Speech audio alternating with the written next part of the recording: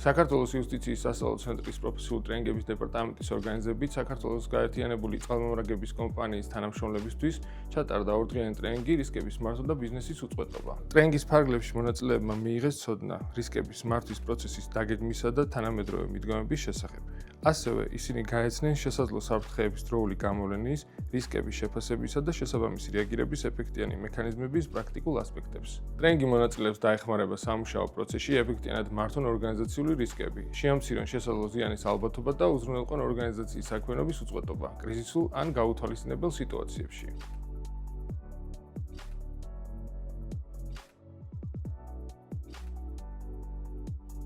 იუსტიციის სასწავლო ცენტრში ჩატარებული ტრეინინგი რისკების მართვა და ბიზნეს უწყვეტობა ეხმარება ტრეინინგის მონაწილეებს გამოავლინონ მათ მიზნებთან დაკავშირებული რისკები და მოახდინონ მათი მართვა. აქედან გამომდინარე, აღნიშნული ტრეინინგი განკუთვნილია ყველა იმ ადამიანისთვის, რომელსაც სურს დაეხმაროს ორგანიზაციას დასახული მიზნების მიღწევაში.